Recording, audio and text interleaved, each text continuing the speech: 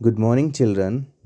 So, dear children, now we are going to understand our next chapter, The Praying Hands. This is the second chapter of our second unit of our course book.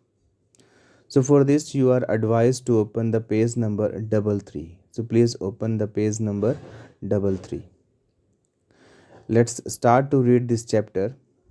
First of all, let's warm up to ourselves. Ponder over this quote by Soren Kierkegaard.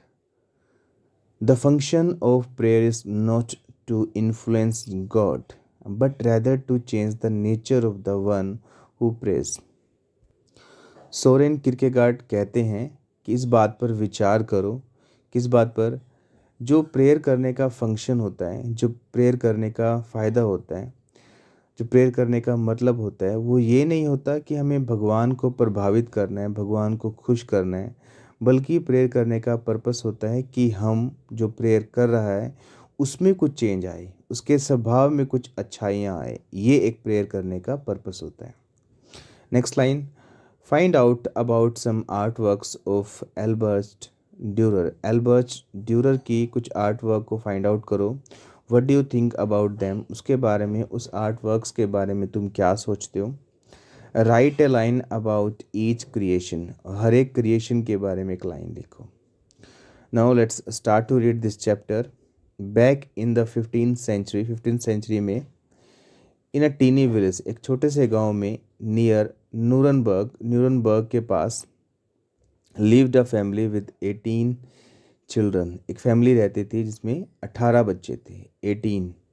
In order to merely put food on the table for this mob, the father and the head of the household, a goldsmith by profession, worked almost 18 hours a day at his trade and any other paying chore he could find in the neighborhood. तो जो उस family का head था, वो एक profession से gold Smith था, यानी कि एक सुनार था। उस फैमिली को खिलाने के लिए, यानी कि उस फैमिली का पेट भरने के लिए, जिसमें 18 बच्चे थे, उसको 18-18 घंटे काम करना पड़ता था। और जो उसको पास पड़ोस में कोई और काम मिलते थे, जो उसको पैसे देते थे, तो वो भी काम करता था। Despite there seemingly hopeless condition, अपनी होपलेस कंडीशन यानी कि मालूम होने के बावजूद भी जो उनकी कंडीशन थी बहुत बेकार सी, उसमें उनको इस बात की आशा नहीं थी कि वो जो काम करना चाहते हैं वो हो पाएगा। इसके बावजूद भी two of Albert Dürer the elders children had a dream, जो उस फैमिली के दो बड़े बच्चे थे, उनके मन में दो सपने थे। They both wanted to pursue their talent for art, दोनों बच्चे अपना टैलेंट आर्ट में परस्यू करना चाहते थे, यानी कि आर्ट में कुछ आगे करना चाहते थे। But they knew fully well that their father would never be financially able to send either of them to study at the academy. परंतु दोनों बच्चों को इस बात का भी पता था कि उनके जो फादर हैं, फैमिली के हेड हैं, उनकी फाइनेंशियल कंडीशन इतनी अच्छी नहीं है, वो बहुत पुअर हैं, और दोनों में से किसी एक को भी आर्ट वर्क सीखने के लिए, आर्टिस्ट बनने के लिए नहीं भेज पाएंगे स्कूल में, एकेडमी में। After many long discussion at night in their crowded bed, the two boys finally worked out a pact. बहुत बार उस क्राउडेड से बेड पर, जिस पे बहुत सारे बच्चे सोते थे, डिस्कशन की उन्होंने। डिस्कशन करने के बाद उन्होंने एक सोल्यूशन निकाला कि एक एग्रीमेंट करते हैं। They would toss a coin, एक क्वाइन को टॉस करेंगे। The loser would go down into the near by mines, जो लूजर होगा वो नियर बाई माइंस में जाएगा, जो पास में माइंस है उसमें जाके काम करेगा। And with his earnings support his brother while he attended the academy, और जो लूज़र होगा वहाँ पे काम करेगा, और उन जो काम करने से जो पैसे मिलेंगे उससे सपोर्ट करेगा अपने भाई को जो एकेडमी में जाएगा। Then when the brother who won the toss completed his studies in 4 years, he would support the other brother at the academy, either with sales of his artwork और if necessary bye labouring in the mines. तो ये भी तय किया गया, दूसरा भाई जो टॉस जीतेगा वो आर्ट वर्क सीखने के लिए एकेडमी जाएगा, और 4 साल के बाद आर्ट वर्क सीखने के बाद फिर वो जो लूज़र था जो हार जाएगा उसको हेल्प करेगा अपना आर्ट वर्क बेच के, या ज़रूरत होगी तो माइंस में काम करके भी। They tossed a coin on a Sunday morning after the church. Sunday morning को चर्च के सामने उन्होंने टोस्ट किया। Albert Durer won the toss and went off to Nuremberg. जो एल्बर्ट ड्यूरर था वो टॉस को जीत गया और फिर वो न्यूरमबर्ग गया, एकेडमी में गया उस आर्ट वर्क को आर्टिस्ट बनने के लिए। Albert went down into the dangerous mines and for the next 4 years financed his brother, whose work at the academy was almost an immediate sensation। और जो उसका छोटा भाई था यानी कि एल्बर्ट था, वो माइंस में गया, खतरनाक माइंस में गया काम करने के लिए अगले 4 सालों के लिए, और उसने अपने भाई को फाइनेंस किया, यानी कि पैसे पैसे देने में हेल्प की उसको। और जो उसका भाई था जो टॉस जीता था, एल्ब्रेस्ट, वो वहाँ पे उसने बहुत ही अच्छा काम किया आर्ट में। एल्ब्रेस्ट etchings, his woodcuts and his oils were far better than those of most of his professors, and by the time he graduated he was beginning to earn considerable fee for his commissioned work। तो जो एल्ब्रेcht था उसने इतना अच्छा वहाँ पे काम करके दिखाया कि जो उसके प्रोफेसर्स थे उससे भी अच्छा उसने वो एक अच्छा आर्टिस्ट बनने लगा वहाँ पे। और जब उसका कोर्स पूरा हो गया, 4 साल पूरे हो गए, तो वो अच्छे पैसे भी कमाने लग गया था अपने आर्ट वर्क के द्वारा। When the young artist returned to his village, the Durer family held a festive dinner on their lawn। जब वो अपने घर वापस आया, यंग आर्टिस्ट घर वापस आया, तो उसकी फैमिली ने उसके वेलकम के लिए, स्वागत के लिए अपने एक लान में एक फेस्टिवल डिनर यानी कि पार्टी रखी। Now let's understand these difficult words of this chapter. Goldsmith, a person who makes and और सेल्स आर्टिकल्स ऑफ गोल्ड। एक ऐसा पर्सन जो गोल्ड या गोल्ड के आर्टिकल्स बेचता है उसको गोल्डस्मिथ बोलते हैं। हिंदी में इसको बोलते हैं सुनार। चोर, स्मॉल और ओड जॉब्स, यानी चोर का मतलब होता है कि छोटे मोटे काम, यानी कि हम इनको काम भी बोल सकते हैं, किसी भी तरह का काम हो सकता है। सिमिंगली का मतलब होता है in appearance but not in reality apparently, यानी कि इसका मतलब होता है मालूम होते हुए भी। पैक्ट का मतलब होता है अग्रीमेंट, कॉन्टैक्ट। फिर सेंसेशन का मीनिंग है यहाँ पे सक्सेस यानी कि जीत। कमीशन वर्क्स का मतलब होता है here the art pieces an artist is paid to create. Commission work का मतलब है यानी कि आर्ट के पीसेस जो एक आर्टिस्ट बनाता है और उसको पीसेस के पैसे मिलते हैं। To celebrate Albert triumphant homecoming, तो वो फेस्टिवल डिनर ऑर्गेनाइज करते हैं एल्ब्रेस्ट के घर वापस आने पर और उसकी जीत पर।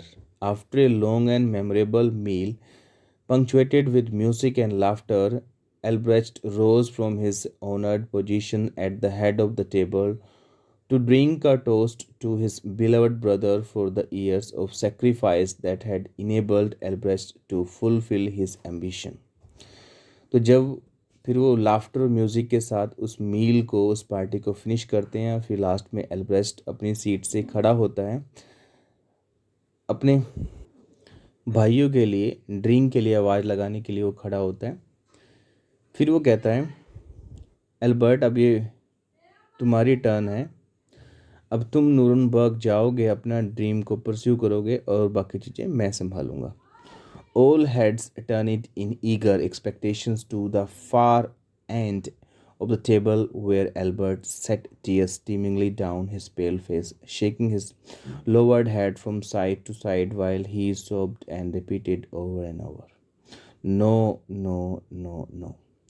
और सभी अपना फेस टर्न कर लेते हैं एल्बर्ट की तरफ और एक्सपेक्ट करते हैं कि उसका आंसर क्या होगा, परंतु वो अपना सिर झुकाए हुए होता है। उसके चेहरे से आंसू बह रहे होते हैं, आंखों से आंसू निकल रहे होते हैं, और अपना सिर झुकाए हुए वो नो नो बोलता है, अपना सिर हिलाता है। वो सोप भी कर रहा होता है, यानी सुबक भी रहा होता है।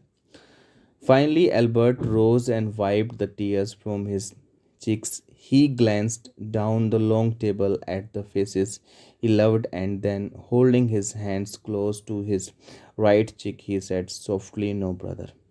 फाइनली फिर क्या होता है, एल्बर्ट खड़ा होता है, वो अपने आंसुओं को पोंछता है और टेबल की तरफ देखता है और अपने हाथों को दिखाते हुए वो कहता है कि नो ब्रदर, बिल्कुल प्यार से बोलता है, I can't go Nuremberg, it is too late for मी।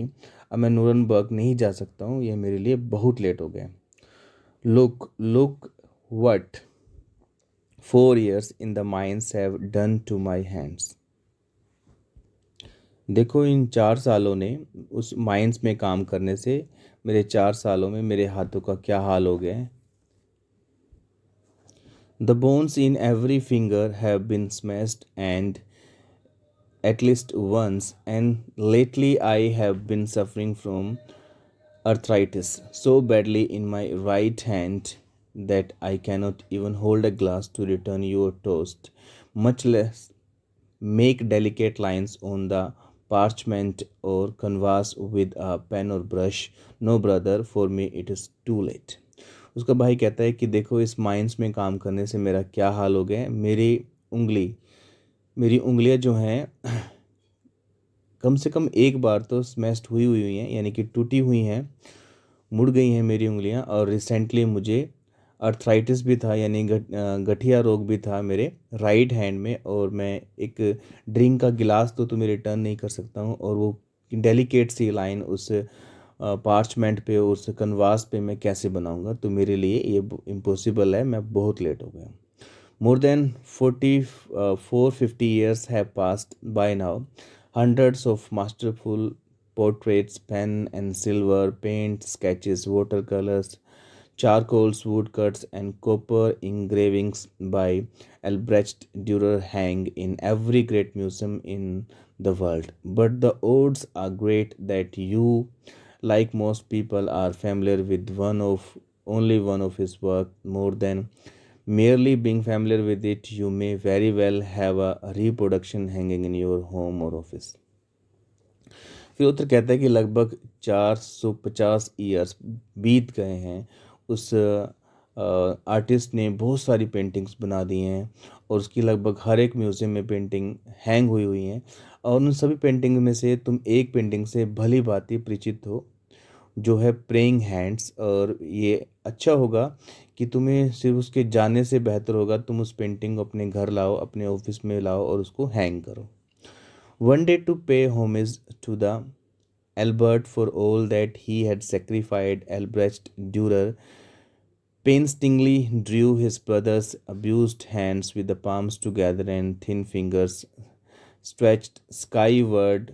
एक दिन क्या होता है, अपने भाई को श्रद्धांजलि देने के लिए, एल्बर्ट को श्रद्धांजलि देने के लिए एल्ब्रेस्ट क्या करता है, बड़ी मेहनत से उसके जो अब्यूज्ड, उसके जो पीड़ित हाथ होते हैं उनके एक चित्र बनाता है जो जुड़े होते हैं आपस में, और स्काई की तरफ वो उनका रुख होता है। He called his powerful drawing simply hands, but the entire world almost immediately opened their hearts to this great masterpiece and renamed his tribute of love the praying hands। वो अपनी इस पेंटिंग को, एल्ब्रेस्ट अपनी इस पेंटिंग को नाम देता है हैंड्स, परंतु जो संसार होता है उसको एक नया नाम दे देता है। वो नाम क्या होता है, द प्रेइंग हैंड्स, प्रार्थना करने वाले हाथ। The next time you see a copy of that touching creation, take a second look it। जब तुम नेक्स्ट टाइम उसको देखोगे तो एक लुक और देखना, एक बार ध्यान से और देखना, बिल्कुल ध्यान से उसको एग्जामिन करना। Let it be your reminder, और अपने एक रिमाइंडर की तरफ समझना। If you still need one, that no one ever makes it alone. अगर कोई तुम्हारी हेल्प करता है तो ऐसा कभी नहीं होगा कि वो संसार में अकेला रह जाए, उसकी भी जब उसको ज़रूरत होगी तो उसकी कोई ना कोई या भगवान हेल्प ज़रूर करता है, राइट।